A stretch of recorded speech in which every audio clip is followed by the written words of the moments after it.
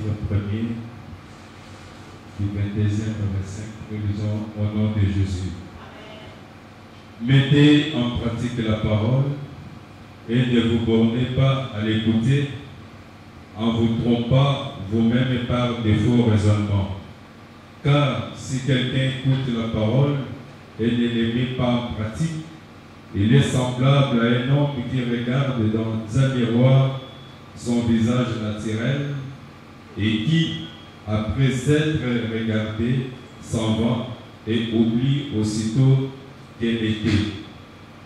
Mais celui qui aura plongé les regards dans la loi parfaite, la loi de la liberté, et qui aura persévéré, n'étant pas un critère oublié, mais se mettant à l'œuvre, celui-là sera heureux dans son activité. J'ai besoin de l'attention de tout le monde. Veuillez me prêter attention. Alors, avant que nous passions à la prédication du jour, je crois que nous avons eu à parler de beaucoup de choses concernant notre séminaire. Le thème central, c'est la délivrance des combats de la troisième famille. Nous avons eu à parler de beaucoup de choses.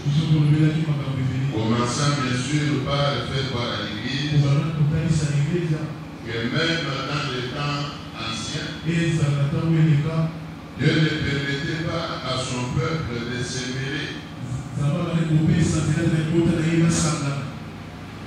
dans les familles païennes. Il était strictement interdit aux enfants de Dieu d'aller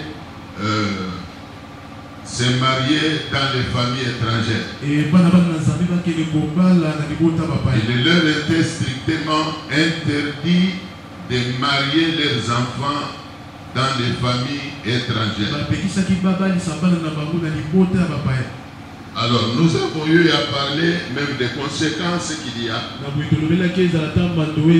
quand quelqu'un entre dans une famille à problème.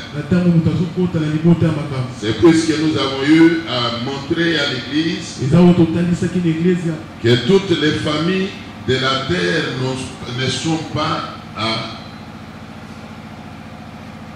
côtoyer. Tous les hommes qu'il y a sur la terre ne sont pas prendre un mariage.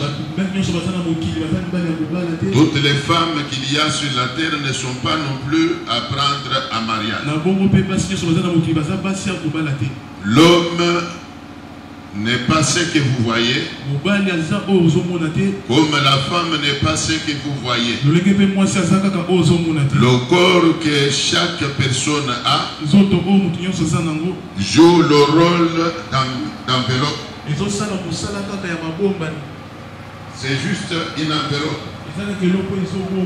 Mais l'homme lui-même est à l'intérieur. L'homme est à l'intérieur. Alors, nous avons eu à parler de beaucoup de choses, démontrant bien sûr que le mariage entre un enfant de Dieu et un païen n'est pas permis. Il n'est pas normal que celui qui a le Saint-Esprit se marie à quelqu'un qui n'a pas le Saint-Esprit. Alors je voudrais à ce stade, avant que nous passions à la prédication d'aujourd'hui, donner même lieu à une ou deux questions. Vous avez écouté toutes ces prédications. Alors si vous avez une question sur un point quelconque, vous avez besoin de l'éclaircissement, alors nous vous donnons la possibilité de poser votre question. Aujourd'hui, nous voulons parler de l'obéissance à la parole de Dieu. Vous savez, depuis que l'homme a été créé, sa vie a été réglementée. L'Éternel a réglementé la vie de l'homme pour lui montrer ce qu'il peut faire et ce qu'il ne peut pas faire. Même au jardin d'Éden, Dieu avait parlé à l'homme qu'il avait créé, lui montrant ce qu'il pouvait faire et ce qu'il ne pouvait pas non plus faire.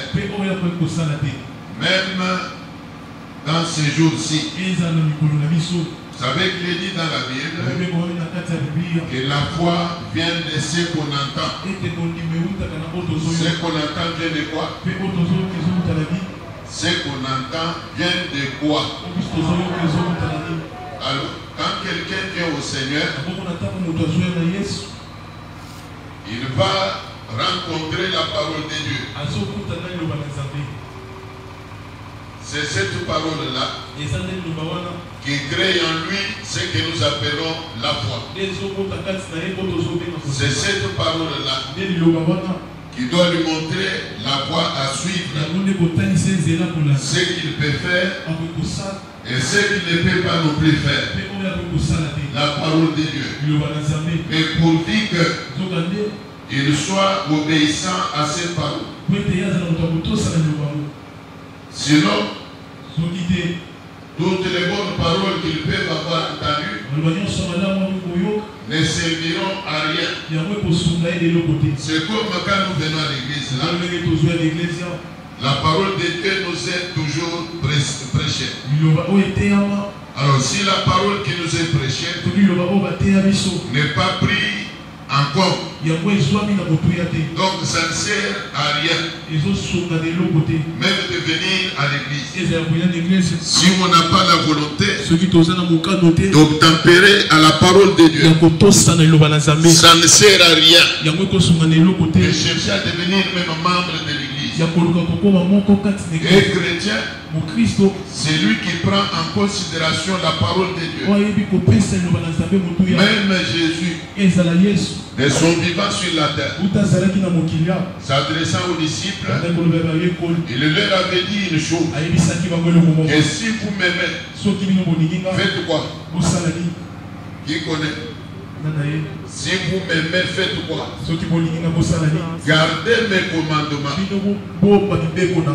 Donc cela revient à dire ceci. La voix du Seigneur est toujours la voix du Seigneur a toujours des règlements. Des règlements qu'il faut suivre. Alors même quand vous venez à l'église, vous devez être disposé à écouter et aussi à suivre tous les conseils de Dieu.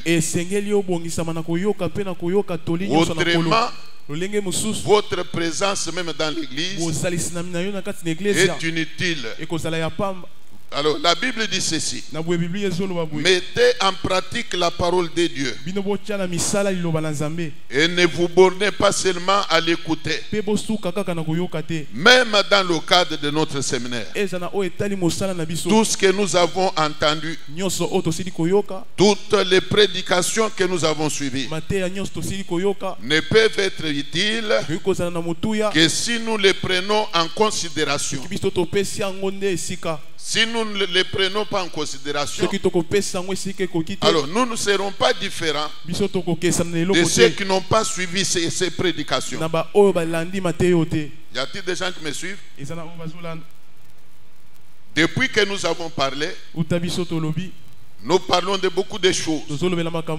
Alors pour que cela nous soit édifiant, il faut nécessairement que nous soyons prêts à mettre en pratique ce qui nous est prêché.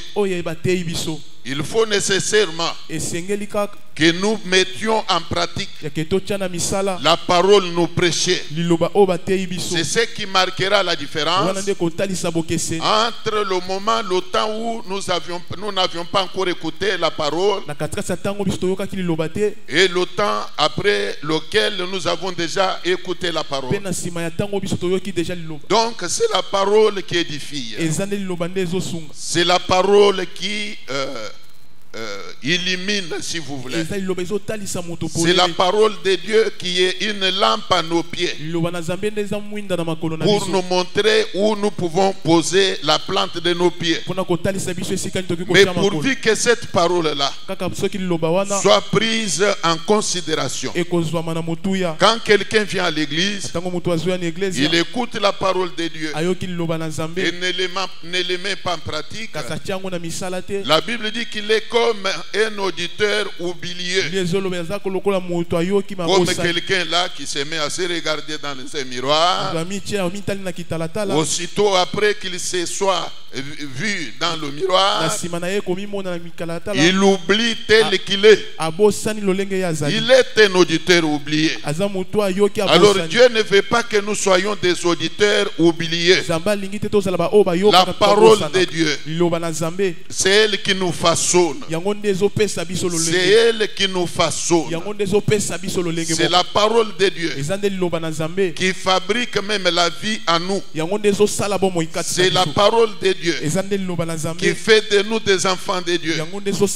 C'est elle qui nous donne le pouvoir d'être appelés enfants de Dieu. Mais pourvu que nous la prenions en considération, que nous la vivions. Donc la parole de Dieu doit se vivre. Y a-t-il des gens qui me suivent? Même tout ce que nous avons eu à enseigner, cela ne peut nous servir de quelque chose que si nous le prenons en considération. J'ai toujours été content de voir que quelques-uns d'entre nous prennent même note de ce que nous disons. C'est toujours bien. Mais pourvu qu'à la maison on ait même un petit moment de faire la récapitulation, disposer du temps de revoir un peu la matière à la maison. Ça peut vous permettre de bien assimiler, bien mémoriser même ce qui a été enseigné. Mais quand quelqu'un vient à l'église, il écoute la parole de Dieu, ça entre par son oreille gauche et ça sort par l'oreille droite, et lui reste tel qu'il est. Il reste comme quelqu'un qui n'a pas encore été enseigné. Ce n'est pas normal. Alors il y a une promesse. Il y a une promesse. La Bible dit au verset 25, mais celui qui aura plongé les regards dans la loi parfaite, la loi de la liberté, et qui aura persévéré, n'étant pas un auditeur oublié, mais se mettant à l'œuvre, celui-là sera heureux dans son activité. Amen. Ça veut dire quoi? C'est lui qui met en pratique la parole de Dieu sera heureux dans son activité. Alors il faut comprendre que tu as naturellement un besoin de prospérer. Tu as besoin de voir tout ce que tu fais prospérer. Tu as besoin d'être heureux. Toi qui m'entends là, tu as toujours eu ce désir-là de prospérer. Même ce matin, tel que nous sommes venus là, nul ne peut dire qu'il n'a pas non plus besoin de prospérer. Tout le monde a besoin de la prospérité. Mais le secret de la prospérité, aujourd'hui, je vous révèle que c'est l'obéissance à la parole de Dieu. Le secret d'une vie prospère, c'est l'obéissance à la parole de Dieu. Quelqu'un qui obéit à la parole de Dieu, même si il est entouré de plusieurs ennemis, même s'il est combattu, même s'il sort d'une famille où il y a beaucoup de lois là qui ne permettent pas aux gens de prospérer. C'est lui alors qui obéit à la parole de Dieu. Il prospérera. Malgré les lois, il prospérera. Malgré les combats, il prospérera. Il ira de l'avant, de progrès en progrès. Malgré les combats, malgré la sorcellerie qu'il peut y avoir dans sa famille, tout obéissant à la parole de Dieu prospérera. Il prospérera. Il sera heureux. Même au milieu de la tribulation, il sera heureux. Quand tout le monde pleurnichera, lui sera heureux, en train de sourire, en train de sourire. Là où tout le monde chancelle, lui va sourire, puisqu'il est obéissant à la parole de Dieu. L'Éternel a toujours été près de ceux qui lui obéissent.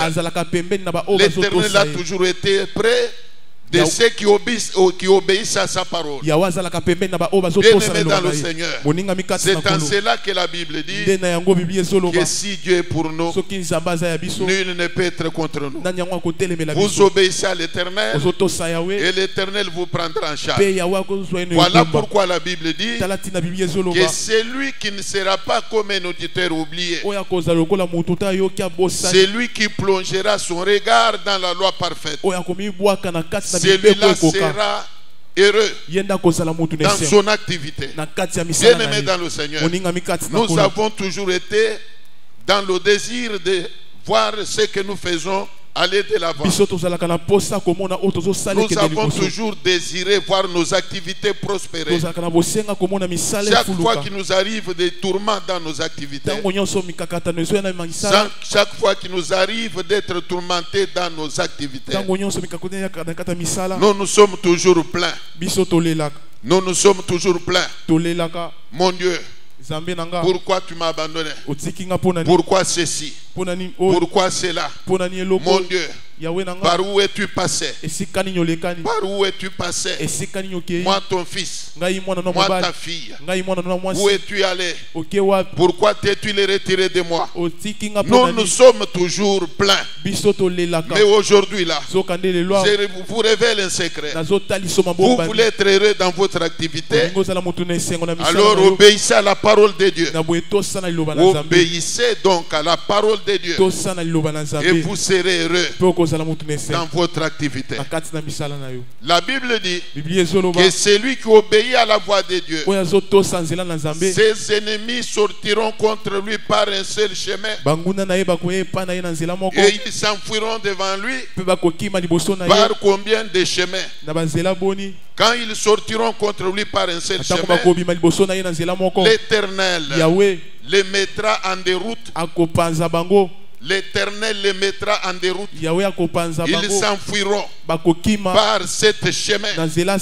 Bien-aimé dans le Seigneur, tout celui qui prend en considération la parole de Dieu, permettez même que je vous dise que ses ennemis à lui ne sont pas du tout ses ennemis.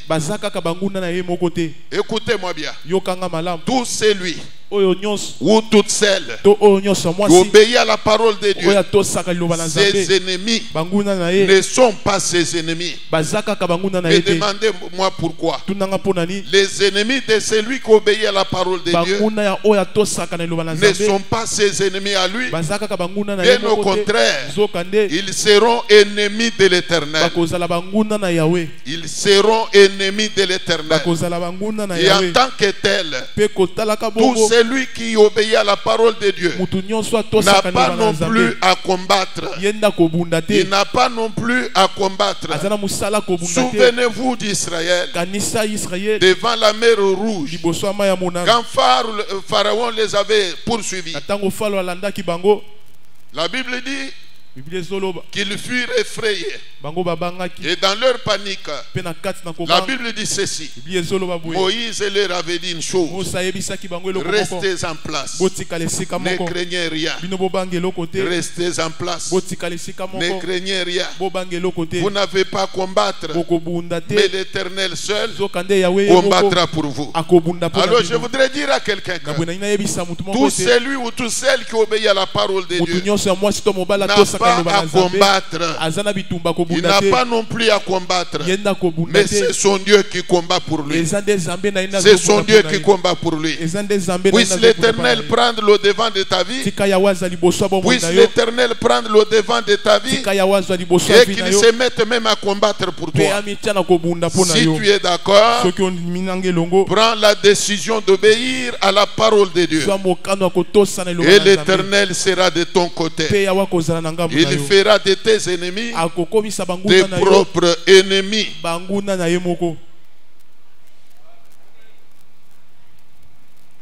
Que Dieu vous bénisse. Qu'on nous lise 1 Samuel. Rapidement là. Chapitre 15, verset 22. 1 Samuel 15, 22. Vous savez pourquoi? Comme je l'avais dit une fois lors d'une prédication, quand il arrive que quelqu'un qui semble être chrétien se marie facilement à un païen, sans tenir compte même de la parole de Dieu. Il est vrai que c'est d'abord l'ignorance même de la parole. Mais pour tout le monde, ce n'est pas l'ignorance, mais c'est plutôt le manque de la considération de la parole de Dieu. Beaucoup de gens connaissent la parole de Dieu, mais quand vous regardez leur comportement, ils se comportent comme des ignorants. Ce n'est pas qu'ils sont ignorants de la parole, mais le problème c'est quoi? Ils désobéissent. Ils ne prennent pas en considération la parole de Dieu dans leur prise de position. Est-ce que vous me suivez? Tout le monde qui se méconduit là, ou même pour revenir un peu à notre séminaire, vous voyez quelqu'un entrer dans le mariage avec n'importe quelle femme, ou une sœur entrer dans le mariage avec n'importe quel mari, sans tenir compte des Saintes Écritures. Ce n'est pas qu'il est ignorant. Il connaît la parole de Dieu. Il connaît la parole de Dieu. Mais le problème c'est quoi? Le mépris de la parole de Dieu. Le mépris de la parole. Autrement dit, le manque de la considération de la parole de Dieu. C'est que nous pouvons appeler la désobéissance. Même au temps de Samson. Samson était de Dieu.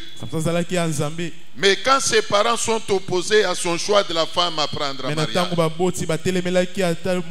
s'il avait désobéi, ce n'est pas qu'il ignorait la position de Dieu. Il connaissait bien la position de Dieu, qui consistait à ce que un enfant d'Israël ne pouvait pas se marier à une incirconcis. Samson connaissait bien ces choses. Mais s'il avait désobéi, c'était seulement le mépris de la loi de Dieu. Même dans nos jours, quand vous voyez beaucoup de gens là être même discrets, manquer même d'être persévérants dans la prière, vous les voyez instables dans la foi, ils sont irréguliers même dans l'église. Ce n'est pas qu'ils ne connaissent pas la parole de Dieu.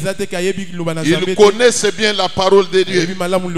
Ils savent bien qu'il est dit dans la Bible, je cite, Priez sans cesse. Priez sans cesse. Ils connaissent ces choses. Mais malgré ça, ils n'ont pas de la considération pour la parole de Dieu. Ils veulent que tout le temps on se met à les exhorter. Mais pourquoi tu es devenu irrégulier? Pourquoi tu relâches? Reviens au Seigneur. Reviens au premier amour.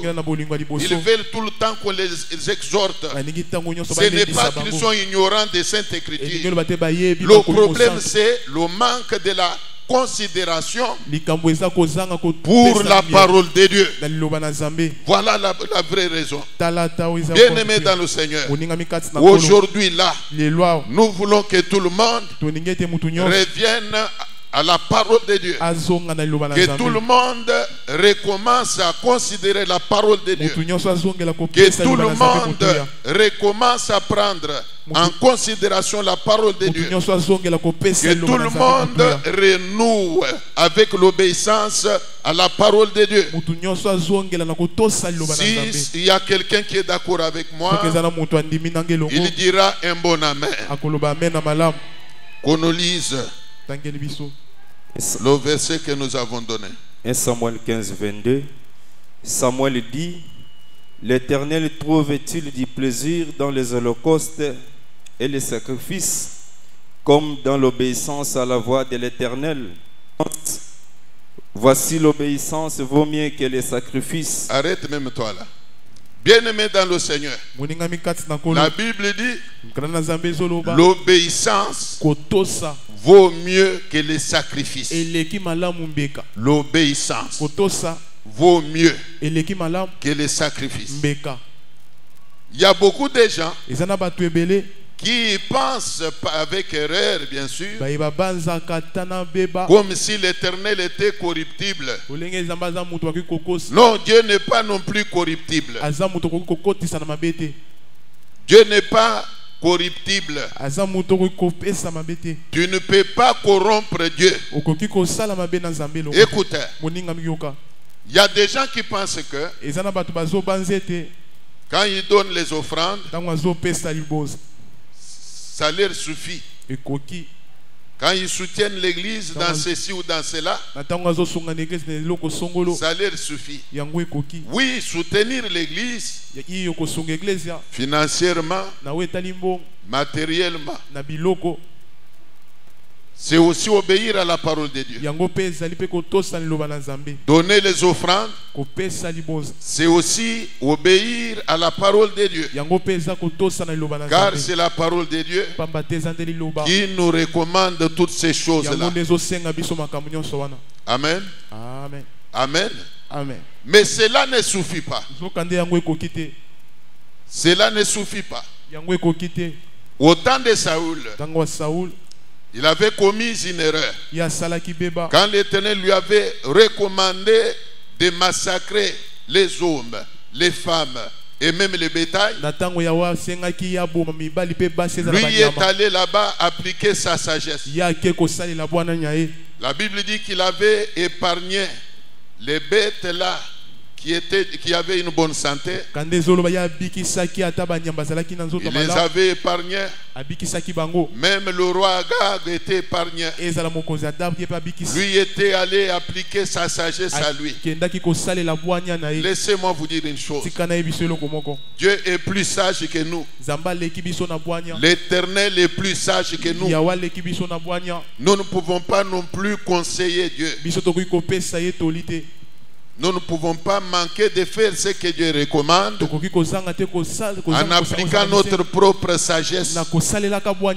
Comme par exemple, la Bible dit d'apporter la dîme dans la maison du trésor. C'est ça ce que Dieu dit.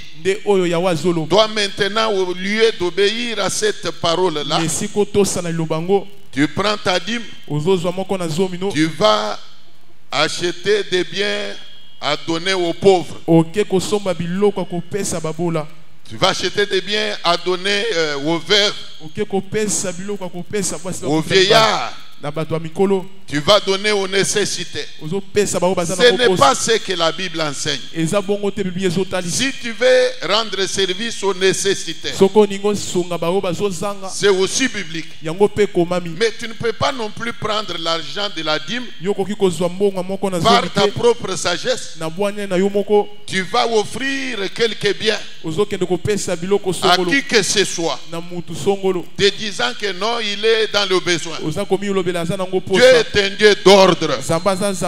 Dieu est un Dieu d'ordre.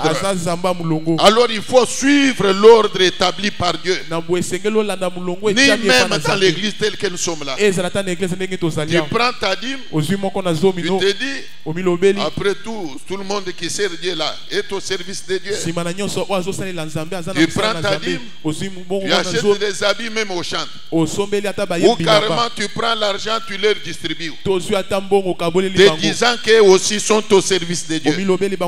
Ça c'est ta sagesse à toi. Ce n'est pas ce que Dieu dit. Ce n'est pas ce que recommande la Bible. Bien aimé dans le Seigneur, Saoul avait commis l'erreur. Quand il lui était demandé de tout tuer, tout massacrer, lui ne devait qu'obéir.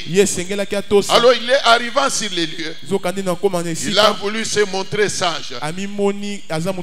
Il a épargné quelques bêtes. Il y avait une bonne santé. Il a mis de côté, désobéissant ainsi à la parole de Dieu. Et quand l'Éternel a dépêché le prophète, qui est arrivé sur les lieux, il l'a interpellé.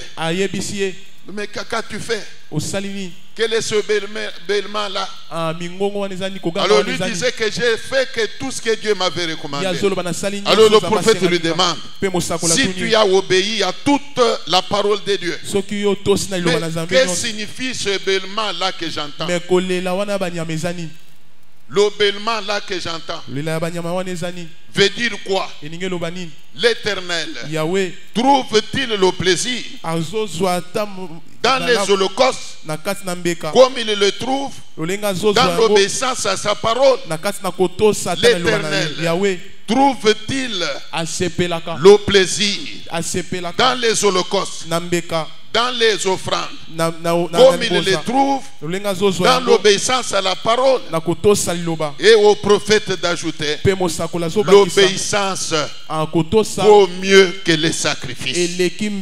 L'obéissance vaut mieux que les sacrifices.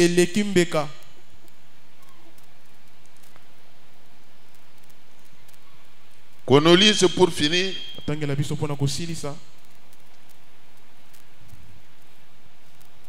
Ésaïe 1er chapitre. Ésaïe 1er.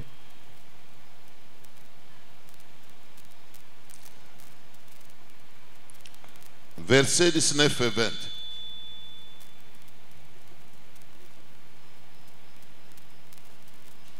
Si vous avez de la bonne volonté et si vous êtes docile, vous mangerez les meilleures productions du pays. Si vous avez de la bonne volonté, là vous comprendrez que l'obéissance ne requiert que la volonté. Y a-t-il des gens qui me suivent? Est-ce que vous me suivez? Je dis que l'obéissance ne requiert que la bonne volonté. Donc pour obéir à la parole de Dieu, ça ne demande que la volonté seulement. Quand vous voyez quelqu'un désobéir à la parole de Dieu, c'est la volonté seulement qui lui manque. Ce n'est pas qu'il n'a jamais entendu la parole de Dieu à ce sujet-là. Mais il manque seulement la volonté. Est-ce que vous me suivez? Je vous ai dit que quand des gens deviennent comment dire, irréguliers même dans l'église, vous les voyez relâchés en ce qui concerne la vie de prière. Ce n'est pas à dire qu'ils sont ignorants des Saintes Écritures. Ils recommandent de prier en tout temps. Prier sans cesse. Ce n'est pas qu'ils n'ont jamais entendu parler de cela. Mais c'est la volonté qui leur manque. Bien-aimés dans le Seigneur, même ceux qui sont persévérants là, ceux qui sont assidus au temple, c'est la volonté. Ce n'est pas qu'ils sont chômeurs, des chômeurs. C'est pourquoi ils sont assidus au temple. Ce sont des gens qui manquent à faire.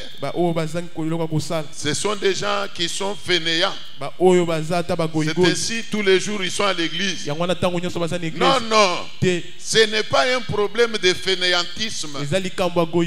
Bien au contraire, c'est un problème de volonté. Je voudrais insister ici que venir à l'église ne dépend que de la volonté. Même quand vous êtes venu aujourd'hui là, c'est puisque vous en avez eu la volonté. Nul n'a été tiré de force. Nul n'est tiré de force. C'est par volonté que vous êtes venus. Voilà pourquoi même le prophète dit ceci: si vous avez de la bonne volonté et si vous êtes docile, vous mangerez les meilleures productions du pays. Écoutez, il y a une promesse liée à l'obéissance. Il y a une promesse, pas même une seule. Il y a plusieurs promesses qui sont liées à l'obéissance. Bien-aimés dans le Seigneur, dans la voie de Dieu, il n'y a pas de plus grand secret que d'obéir à la parole de Dieu. Écoutez, la Bible dit ceci. Là nous sommes dans Deutéronome 28.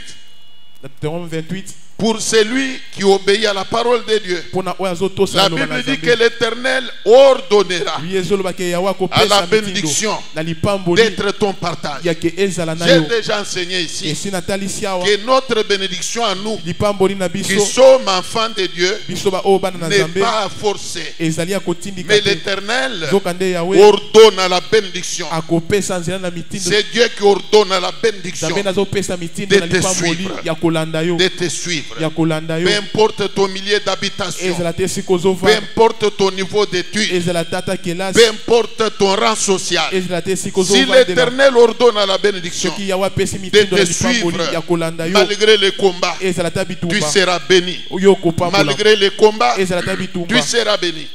Mais dans quel cas l'Éternel peut-il ordonner à la bénédiction de te suivre? Dieu ne peut le faire que si tu es obéissant à sa parole.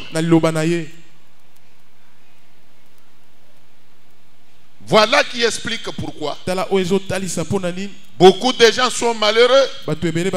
Quand vous les voyez réussir dans tel ou tel domaine, mais ils ont des blocages dans d'autres domaines. Ils ont des blocages dans d'autres domaines. Pour la simple raison que ce sont des gens qui méprisent les Saintes Écritures. Ils méprisent la parole de Dieu. Et même ce qu'ils font là, ils le font malgré eux. De mauvais cœur. Alors qu'il est dit dans la Bible que tout ce que vous faites, faites-le de bon cœur, comme pour le Seigneur et non pour des hommes. Quand vous payez même la dîme, quand vous donnez les offrandes, quand vous soutenez l'église, quand vous achetez même les ampoules pour l'église, la Bible dit faites-le de bon cœur, comme pour le Seigneur et non pour des autres. Mais quand vous voyez les hommes et les femmes manquer de faire certaines choses recommandées par la Bible, c'est la mauvaise foi. Ce n'est pas non plus l'ignorance. C'est la désobéissance. C'est le manque de la volonté. Voilà pourquoi le prophète Esaïe commence par parler de la volonté, disant ceci, que si vous avez de la volonté et la bonne même, si vous avez la bonne volonté, si vous obéissez, si vous êtes docile, vous mangerez les meilleures productions du pays. J'aime bien parfois la version Lingala Vous pouvez aller lire la Bible en lingala. Il est dit là que ceux qui bolingi, ceux qui bozali na kotosa, bokolia malamu na mokili. C'est écrit comme ça. Dans la version lingala. Bokolia malamu na mokili. J'ai fait ma Bible.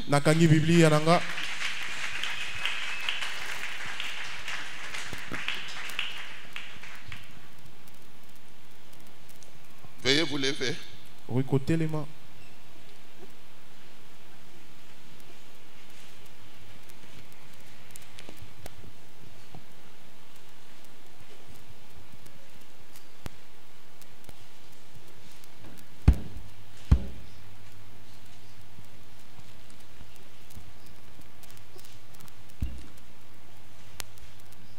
Prends l'attitude de la prière.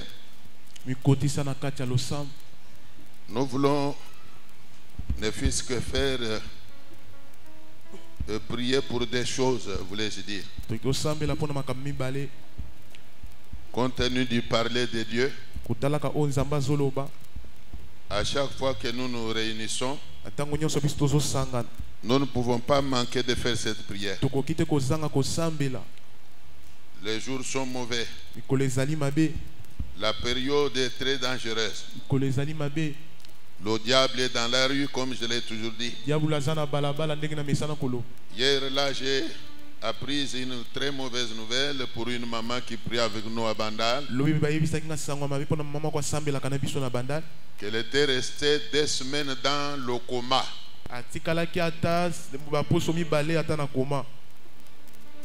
Pourquoi? Elle est empoisonnée. C'est sa fille qui me l'a dit dans la soirée. J'étais même ici au bureau ici hier. Ça m'avait fait très mal. Même sa fille là qui est médecin, c'est elle qui m'avait appelé. Elle me dit, mais papa, mais maman est très pauvre. Mais pourquoi on l'a empoisonnée? Elle n'a rien du tout. Pourquoi? Je lui ai dit que le combat ne concerne pas seulement les riches. Quand on combat quelqu'un, ce n'est pas seulement à cause de sa richesse. Il y a quelqu'un, un pauvre chauffeur vivant à Rigini là, qui a été assassiné par les bandits dans une nuit. Un pauvre chauffeur. Alors vous pouvez vous dire qu'on l'a assassiné. Il a fait quoi? Il a quoi? Quand ils sont entrés dans la maison, ils demandent de l'argent. Donne l'argent, donne l'argent. Et comme il n'en avait pas, un des voyous a ouvert le feu sur lui. Il était mort sur place. Je voudrais que nous élevions nos voix. La mort est dans la rue. Nous sommes en train de traverser une période où il y a certaines personnes qui cherchent des sacrifices humains. Élève ta voix là où tu es. Tous les plans du monde des ténèbres venant de la famille de ton père, venant de la famille de ta mère, venant même de ta belle famille que nous appelons troisième famille, tous les plans du monde des ténèbres et même les plans des hommes, des femmes vivants, certaines personnes qui ne t'aiment pas, qui sont en train de planifier ta mort, élève ta voix maintenant. Bannis ces plans-là. Anéantis-les par la prière. Anéantis-les par la prière.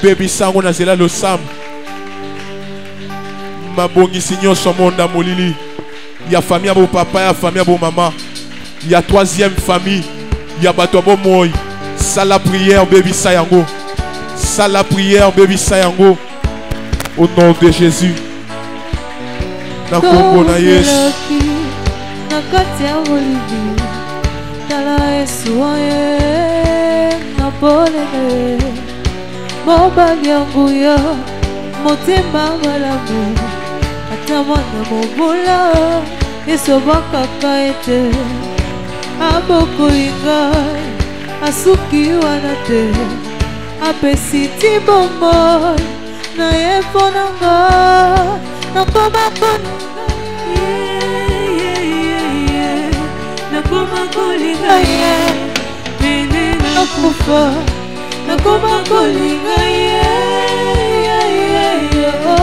nakoma kolinga pene nakufa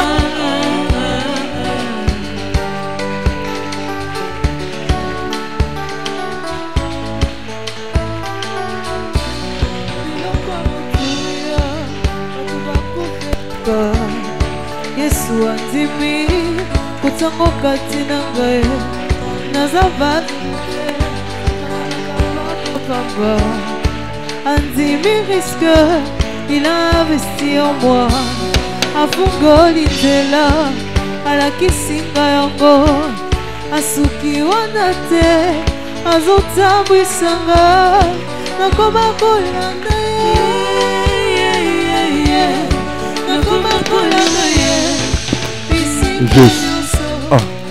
Deuxième et dernier sujet. Puisque nous n'avons pas suffisamment de temps, j'ai personnellement soif de la prière. Vraiment, j'ai une grande soif de la prière. Mais le temps nous fait défaut. Alors pour terminer, tu vas demander que l'Éternel confonde ceux qui t'en veulent. Que l'Éternel les confonde. Qu'il soit de ton quartier, qu'il soit du milieu où tu travailles, tous ceux qui t'en veulent, ceux qui sont mal intentionnés contre toi, qu'ils soient de ta propre famille, qu'ils soient même de n'importe quel environnement, que le Dieu que tu pries, que le Dieu de ton Père les confonde. Prions le Seigneur. Prions le Seigneur.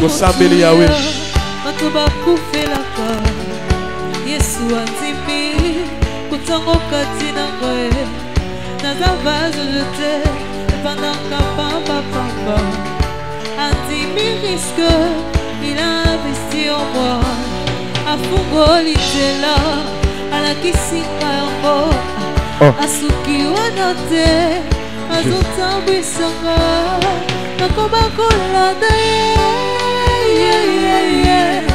nakoma kolanda bisika nyonso nakoma kolanda nakoma kolanda bisika nyonso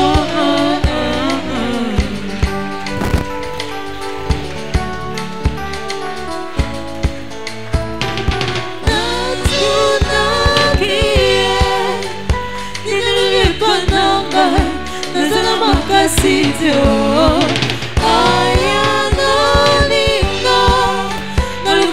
makasite nakaka oya botosi yawe mikolo nyonso nasemilaka nzamba lola abatela motema nanga